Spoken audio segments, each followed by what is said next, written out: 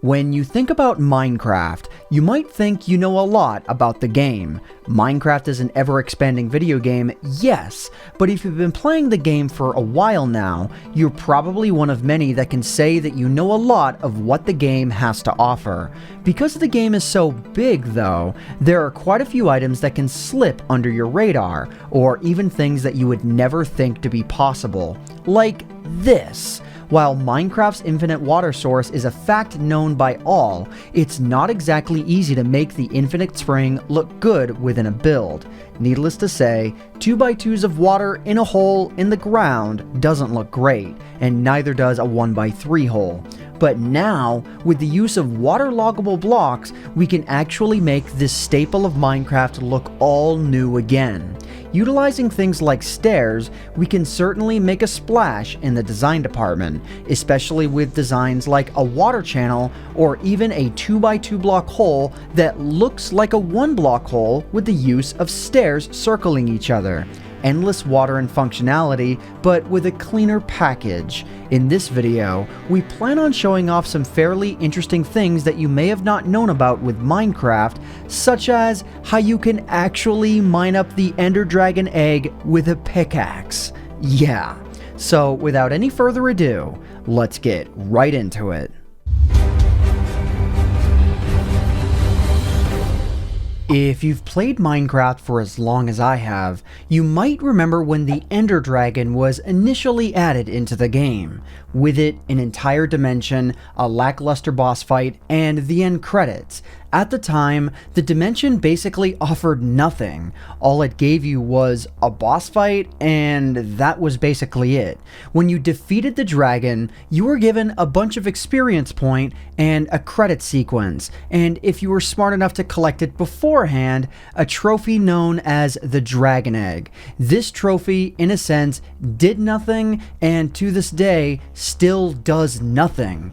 It does, quite literally, nothing. That doesn't mean it doesn't have a few interesting quirks though. If you or another player ran up to the egg and clicked on it, the egg would immediately teleport just like an Enderman. In a weird way, it kind of makes sense that it teleports. After all, they're both Ender. The only ways that you can actually obtain the egg are glitching the egg, wherein you can either glitch the block by pushing it with a piston, or more easily, mining out 2 blocks underneath it, placing a torch down, and then mining out the block above, much like you might do when clearing out a patch of sand, and that's it. That's the only way to collect the egg. Or that's what we thought. What if I told you that we could mine this block out with a pickaxe, and this isn't a new addition to the game? That for years, we were being lied to. I know personally, whenever I used to look at a dragon egg, I would immediately assume that the block must be obtained through one of these two means, and attempting to do so otherwise would cause it to disappear and go to a new location. What I wasn't aware of though, is that we can force the game to allow us to not only touch the item, but pick it up without torches, glitching, pistons, or anything of the sort. While the process for doing so requires a lot of work, it's kind of interesting. If you want to mine the egg with a pickaxe, here's what you need to do. Find a place to set it down, and then painstakingly fill in all the way to the world height limit with a 17-meter radius of blocks surrounding the egg all the way to the top. Dig down around 20 blocks from 255 and create a 2x2 hole. Using things like fences and iron bars to fill in the hole will allow you to place a stand and nowhere for the egg to go. Surround the egg with blocks, not giving the egg any room above it, as the egg jumps upwards when teleporting. From here, mine the block, and within only a few seconds, you'll have yourself an egg, gotten legitimately, without glitches, unless you use commands, of course. While we're on the topic of bosses, here's something really interesting. Did you know that the Wither, when being added into the game, all while being a formidable foe, was actually quite the formidable glitch? In a post made by Mojang on the official Minecraft website, they talked about the Wither and how, quite literally, it continued to crash Minecraft over and over and over. In their exact words, when we added the Wither, suddenly our games would start crashing in really weird and impossible ways. It made no sense. Java is meant to guarantee that nothing we do truly crashes. If something goes wrong, Java just throws errors that we can handle ourselves in the best way that we think is best, letting us try to recover or display nice messages to the user. But when the spooky Wither bug happened, it felt like you were peacefully playing a board game with your family, but when you moved a certain piece, your house collapsed around you. Nathan mentioned how variables would exist on one line, but not on the next. That thing started to corrupt, and the game would just break. When they reverted the Wither, it still kept happening. Mojang had zero clue what was happening, but it only affected players after they'd seen the Wither once. They tried everything that they could, but nothing worked. And eventually they decided to just live with it. In the development process, they tweaked the Wither so that the skulls that it shot out would no longer have fire. And then, out of nowhere, the glitch stopped. Creepy stuff.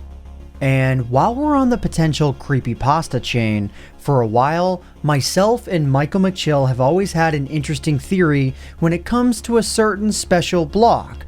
Ironically, a block that is a key component to the Wither. A long time ago, when the Nether was first introduced, soul sand was added into Minecraft. Soul sand had a few properties, primarily slowing down the user whenever it was walked on. To top it off, looking at the texture, it also had faces. All in all, it was a very eerie block. When the block came out, Michaelmcchill had a theory that the souls trapped in the soul sand would slow you down and pull you to them. All in all, it was a funny idea, a good campfire story.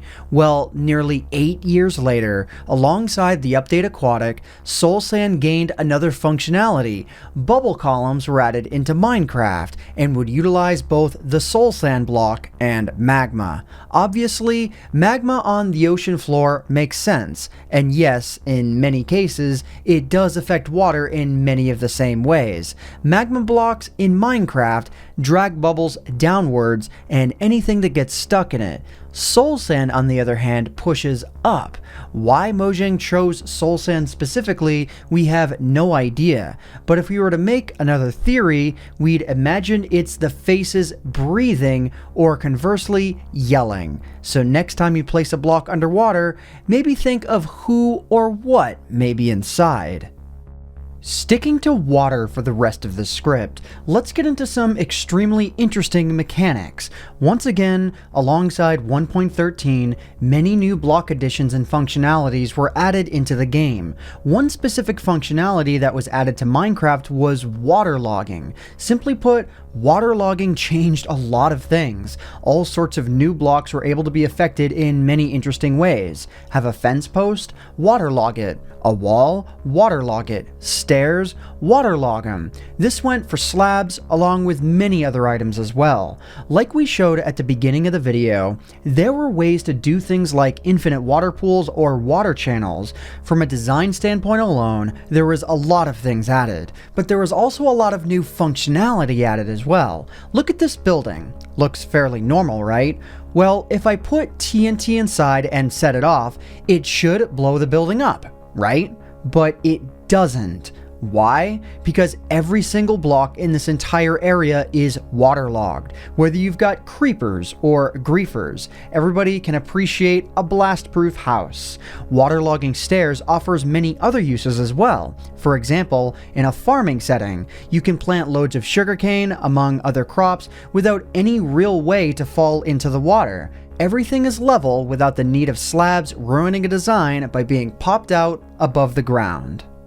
And to end off this video, some fun and interesting ways to design your builds that you maybe or probably didn't think of. Have you ever wanted to make a chicken farm, but make it look different than everything else? We've all seen the stereotypical chicken coop within Minecraft with fences, but what if we could make it more interesting than that, or just a hole in the ground? Utilizing slabs and coral fans, you can make a nest of hay for chickens to lay eggs. Well, it certainly won't get a lot of use, it'll bring a coop to life and look way better than just throwing a hay bale down.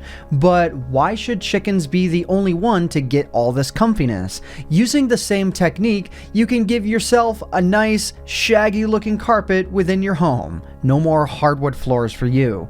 Whether you choose to use this a lot or very sporadically, you can definitely make it look quite nice. You can even decorate slabs with lily pads if the slabs are waterlogged, maybe for stepping stones or some other reason. Or maybe you want a green Pac-Man carpet within your house.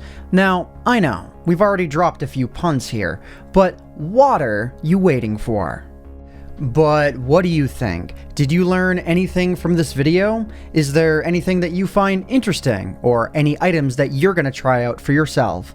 Let me know in the comments section down below. But other than that, that just about does it for me for now.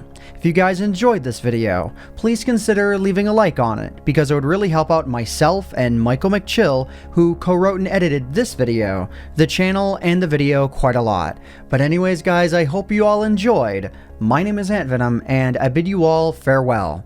Thanks so much for watching.